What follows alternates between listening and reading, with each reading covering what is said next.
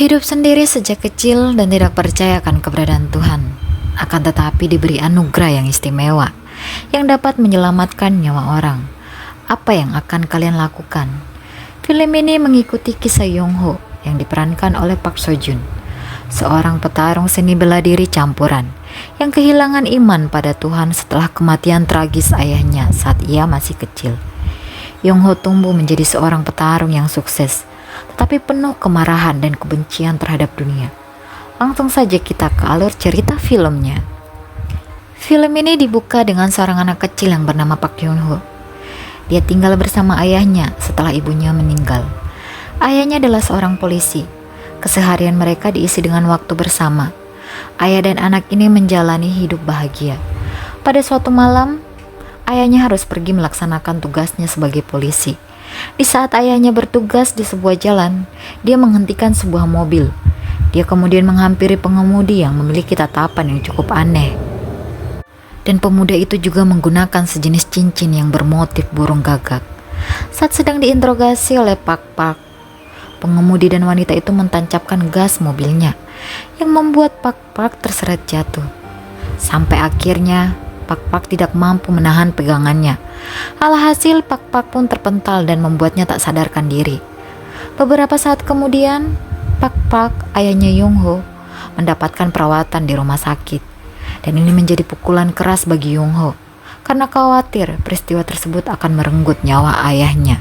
Di tengah ayahnya yang sedang kritis, kemudian Yong Ho berlari menuju sebuah gereja, di mana dia berdoa agar ayahnya bisa disembuhkan. Beberapa saat kemudian datanglah seorang pastor yang kemudian mengajak doa bersama dengannya. Pastor itu mengatakan jika berdoa dengan setulus hati maka Tuhan akan mengabulkannya. Namun sepertinya Tuhan punya rencana lain. Di dalam tidurnya Yong Ho bermimpi tentang ayahnya. Dia mengatakan agar Yong Ho jadi orang yang baik, menurut pada neneknya dan membantu orang yang sedang kesusahan. Yong Ho pun berkata, "Jangan pergi tinggalkan aku." Ayahnya kemudian berkata bahwa dia akan selalu di sisinya. Ayahnya pun kemudian meninggal, yang membuat Yong Ho sangat terpukul. Karena dia telah pergi ditinggal ibunya, kini harus pergi ditinggal ayahnya. Scene kemudian beralih pada 20 tahun kemudian. Yong Ho kecil sekarang tumbuh dewasa dan menjadi seorang atlet MMA profesional. Tampak Yong Ho akan bertanding dengan petinju lain yang bernama John Lai. Tanpa sengaja, kemudian Yong Ho melihat tato salib yang ada di punggung milik musuhnya itu. Saat itu dia juga mendengar bisikan yang mengatakan Tuhan telah membunuh ayahnya dan dia harus membalaskan dendam. Kemudian dia bertarung secara brutal dan menghabisi musuhnya tanpa ampun. Dia pun akhirnya berhasil memenangkan pertandingan itu. Setelah itu, kemudian dia kembali bertemu dengan sang ayah di dalam mimpinya. Dia berlari mengikuti ayahnya sampai tiba di mana dia melihat peti mati ayahnya. Kemudian dia melihat ada salib di peti ayahnya. Dia mengambil dan melempar salib yang ada di peti itu.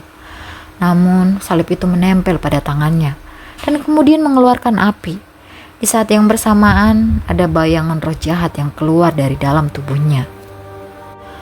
Walaupun peristiwa itu hanya mimpi, namun seperti nyata. Bahkan meninggalkan bekas luka di telapak tangan kanannya. Di suatu malam, saat Yong Ho tertidur, nampak roh jahat yang berusaha masuk ke dalam tubuhnya. Namun roh itu tiba-tiba kabur setelah melihat luka di telapak tangan kanannya. Tidak lama kemudian, luka di tangan Yong Ho banyak sekali mengeluarkan darah. Peristiwa itu terjadi setiap malam. Bahkan lebih parahnya lagi, roh jahat yang mengganggu Yong Ho menjadi sangat banyak. Dia kemudian pergi menemui keponakan dari supirnya yang merupakan seorang paranormal yang bernama Yongju. Yongju memiliki kemampuan melihat roh jahat yang ada dalam tubuh Yong Ho. Tidak hanya itu, dia juga melihat setitik cahaya yang ada di dada Yong Ho, yang ternyata cahaya tersebut berasal dari cincin ayahnya. Scene mulai beralih di sebuah bangunan gereja tua. Terlihat di sana ada 2 orang pastor yang sedang mengusir roh jahat dari tubuh seseorang. Mereka bernama Pastor An dan juga pastor muda yang bernama Choi. Roh jahat yang sedang mereka hadapi ini sangat kuat, sehingga mereka berdua sangat kewalahan untuk mengatasinya. Keadaan semakin memburuk setelah roh jahat yang telah merasuki seseorang tersebut menyerang Pastor Choi dan membuatnya berlari ketakutan. Tak lama kemudian datanglah Yong Ho yang menyelamatkan Pastor An yang sedang diserang. Mereka pun berhasil mengalahkan roh jahat tersebut. Yong Ho kemudian menceritakan apa yang dialaminya dan juga menunjukkan bekas luka yang ada di telapak tangan kanannya. Kemudian Pastor An berkata bahwa itu adalah luka yang membawa berkah. Pastor An kemudian mendatangi apartemen Yong Ho untuk berdoa di sana. Pastor An juga meninggalkan kalung salib yang diletakkan di belakang foto Yong Ho dan ayahnya. Yong Ho pun kembali tidur dengan tenang tanpa ada gangguan dari roh jahat ataupun iblis. Saat dia terbangun di pagi hari, dia kemudian baru menyadari ada sebuah kalung salib, sedangkan dia belum mempercayai keberadaan Tuhan. Dia kemudian pergi untuk mencari tahu keberadaan Pastor An guna untuk mengembalikan kalung salib tersebut.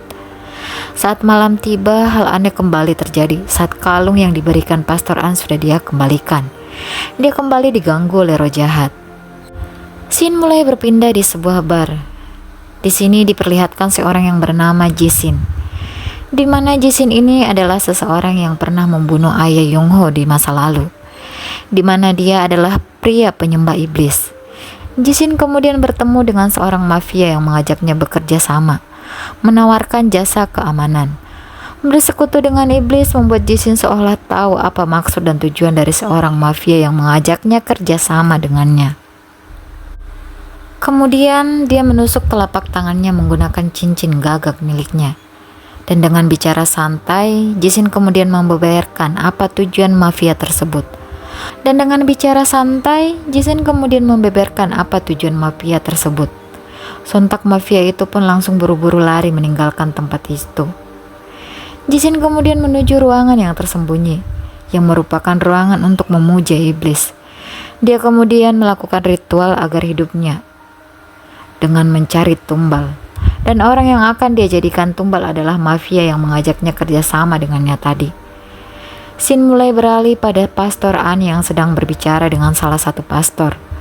Pastor itu mengatakan bahwa ada seorang wanita yang diganggu oleh roh jahat dan meminta Pastor An untuk mengusir roh jahat tersebut dari tubuh seorang wanita itu. Pastor An berniat melakukannya sendiri karena Pastor Choi telah mengundurkan diri. Saat sampai di apartemennya, Pastor An mendapati Yong Ho yang tengah berdiri di depan pintu apartemennya. Yong Ho pun kemudian dipersilakan masuk ke dalam apartemennya. Dia melihat luka yang ada di punggung Pastor An. Tidak hanya itu, dia juga diberikan benda dari Pastor An yang bisa melindunginya dari gangguan roh jahat. Di sini Yong Ho bercerita tentang ketidakpercayaannya pada Tuhan setelah kematian ayahnya, dan tentang seorang pastor yang telah dianggap telah membohonginya dulu. Kemudian Pastor An mengatakan bahwa di dalam hatinya dia masih percaya kepada Tuhan. Hanya saja dia masih marah karena kematian ayahnya. Kemudian Yong Ho mengatakan Pastor An yang akan mengobati wanita yang sedang dirasuki oleh iblis, dan Yong Ho bersedia untuk membantunya. Saat tiba di apartemen wanita itu, Pastor An akan melakukan pengusiran, malah seolah-olah tidak terjadi apa-apa, dan malah wanita itu mengatakan bahwa ibunya lah yang dirasuki oleh iblis. Ternyata iblis yang berada dalam tubuh wanita itu hendak memanipulasi pikiran Pastor An dan juga Yong Ho. Namun karena tidak yakin, kemudian mereka berdua melakukan pengusiran paksa. Dan benar saja, reaksi iblis yang ada dalam tubuh wanita itu pun bereaksi dan merubahnya menjadi sosok yang sangat mengerikan. Iblis itu berhasil melempar Pastor An dan memanipulasi pikiran Yong Ho, sehingga memunculkan dendamnya kembali di pikiran Yong Ho. Yong Ho pun membabi buta menyerang wanita yang dirasuki iblis itu dan berniat untuk membunuhnya, namun kemudian ditenangkan oleh Pastor An. Mereka kemudian melanjutkan pengusiran roh jahat atau iblis di dalam tubuh wanita itu, dan akhirnya mereka berdua pun berhasil. Di sisi lain, Jisin yang mengetahui hal tersebut begitu sangat marah dan berniat untuk membalas dendam. Jisin kemudian pergi ke salah satu panti asuhan dan memanipulasi pikiran seorang anak yang sering dibully teman-temannya. Kemudian Jisin juga menyamar menjadi Pastor Choi dan menemui Yong Ho. Di sini dia mengatakan pada Yong Ho bahwa dia juga memiliki luka yang sama dengan Yong Ho, dan mengatakan bahwa Pastor An hanya memperalat dirinya dan juga Yong Ho. Kemudian Jisin pergi meninggalkan Yongho. Di tempat lain, sekelumpulan biarawati sedang berdua di depan seorang anak yang pikirannya telah dimanipulasi oleh Jisin. Anak tersebut telah kerasukan roh jahat atau iblis. Pastor An kemudian menelpon Yongho dan berniat meminta bantuannya. Namun Yongho telah termakan oleh perkataan dari Jisin dan tidak mau mengangkat teleponnya. Kemudian Pastor An datang sangat terpaksa, pergi sendirian untuk mengatasi masalah tersebut. Namun ternyata iblis yang merasuki tubuh anak itu sangatlah banyak. Di tempat yang berbeda, Yongho sedang dikontrak untuk menuju sebuah pertandingan tinju MMA. Namun dia menolaknya. Yongho kemudian mendapatkan telepon dari salah satu suster di panti asuhan tersebut. Dia pun kemudian bergegas pergi ke sana. Pastor An terus melakukan pengusiran iblis yang ada di dalam tubuh anak itu, sehingga dia terluka dan tak sadarkan diri. Sampai pada akhirnya Yongho datang dan membantu, dan mereka pun berhasil melakukan pengusiran iblis. Setelah anak itu tersadar, anak itu bercerita tentang Jisin yang menemuinya. Jisin pun sangat marah dan melanjutkan balas dendamnya dengan menemui anak tersebut, dan menjadikan anak itu sebagai tumbalnya hingga anak itu tewas. Para suster memberitahu kepada Pastor An dan juga Yongho tentang tewasnya anak tersebut. Mereka bergegas menuju rumah sakit, tempat kamar mayat. Saat sedang mengecek mayat anak itu, Yongho melihat sosok Jisin. Dia pun bergegas lari mengejarnya. Sementara itu, jasad anak itu seakan-akan hidup kembali dan meminta pertolongan kepada Pastor An. Namun itu hanya manipulasi iblis yang merasukinya. Dan saat itulah Jisin muncul dan melukai leher Pastor An. Yongho kemudian membawa Pastor An ke gereja. Dan di sana sudah ada Pastor Choi yang akan mengobati luka Pastor An sembari terus berdoa. Sementara itu, Yongho bersiap pergi untuk mencari keberadaan Jisin. Singkat cerita, Yongho berhasil menemukan tempat persembunyian Jisin.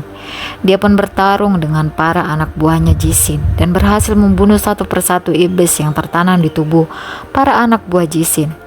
Sampai pada akhirnya dia menemukan tempat pemujaan kepada iblis milik Jisin.